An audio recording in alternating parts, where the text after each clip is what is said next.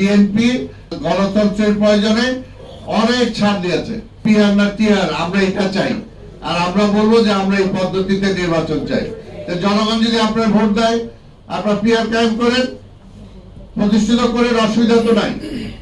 ৭১ আমরা স্বাধীনতার পক্ষে ভোট চাইছি, স্বাধীনতার পরে স্বাধীনতার তারা জামাতে গেলে আমরা তারপর যুদ্ধ করছি। আমরা এখনো যদি পারেন আপনারা করেন, আপনাদের পক্ষে জনগণ রায় দিলে তো কোনো অসুবিধা নাই। কিন্তু আপনারা তো জনগণের প্রতিনিধিত্ব করেন না। কে কখন প্রতিনিধিত্ব করছেন, কোথায় করছেন বলেন? আর যারা প্রতিনিধিত্ব করে, যে দল বাংলাদেশের সর্ববৃহত্তম রাজনৈতিক দল বিএনপি, তার কোনো দাম নাই। ওনারা বললো এটাই মানতে হবে। অনেক কিছু তো আজকে বিএনপি গণতন্ত্রের প্রয়োজনে অনেক ছাড় দিয়েছে, এবং আমরা আমাদের নেতাও বলছে যে রাষ্ট্রের প্রয়োজনে আমরা ছাড় দিতে রাজি আছি।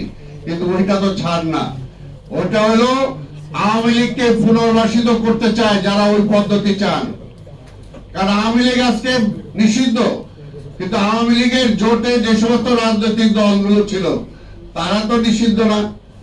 আওয়ামী লীগ যদি তার জোটের যে কোনো একটা দলের ব্যানারে বলে ভোট দিয়া একটা কিছু করা, যে উল্টা পাল্টা লাগানোর জন্য, তাহলে কি ওটাকে আপনারা তাকেই সমর্থন করতেছেন? অর্থাৎ আওয়ামী লীগ বেনামে যাতে অংশগ্রহণ করতে পারে সেটার জন্য আপনারা এই পদ্ধতি চান। পরিষ্কার কথা, এর অন্য কোনো কথা নাই। অর্থাৎ আওয়ামী লীগকে পুনর্বাসন করতে চান, আধিপত্যবাদী শক্তির হাত থেকে এই দেশকে রক্ষা করতে দিতে চান না, এটাই পরিষ্কার বুঝবো আমরা। কাজে ওই পথে যাওয়া যাবে না, ওই পথে যাওয়া যাবে না। কাজে আওয়ামী লীগকে পুনর্বাসন করার স্কিম যদি নিয়ে থাকেন, তাহলে ওটা ঘরে বসে নেন, জনগণ সেটা মানবে না, জনগণ সেটা মানবে না। এটা হলো একটা। আর আরেকটা, তারা বলতেছে যে জাতীয় নির্বাচনের আগে স্থানীয় নির্বাচন দিতে হবে। কি কারণে? আমরা যে 17 বছরে হাজার হাজার শহীদ হলো এই ইউনিয়ন পরিষদের চেয়ারম্যান বানানোর জন্য।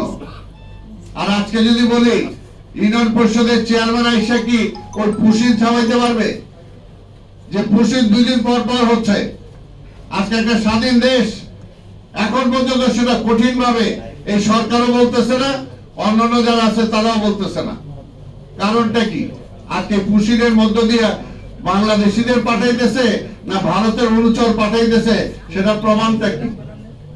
সেটা প্রমাণটা কি? রোহিঙ্গা ভারতে ঢুকছে, ওই রোহিঙ্গাদেরকে আমাদের দেশে পুষির করতেছে। এইগুলোকে ঠেকানোর জন্য তো ইউনিয়ন পরিষদের ওই ইলেকশনে ঠেকানো যাবে না, ওইটাও ঠেকাইতে হলে একটা জাতীয় সংসদের নির্বাচন দরকার। একমাত্র জাতীয় সংসদই পারবে সেটাকে ঠেকানোর জন্য, বিশ্ব জনমত গড়ে তুলতে, ইন্ডিয়ার বিরুদ্ধে একটা দেয়াল তৈরি করতে। সেটা একমাত্র একটা নির্বাচিত সংসদই পারবে, একটা নির্বাচিত সরকারই পারবে, ওই ইউনিয়ন পরিষদের চেয়ারম্যানরা পারবে না। কাজে যত যুক্তি, এগুলো খোলা যুক্তি, এই সমস্ত যুক্তি দিয়ে তারা খালি নির্বাচনটা পিছাইতে চায়।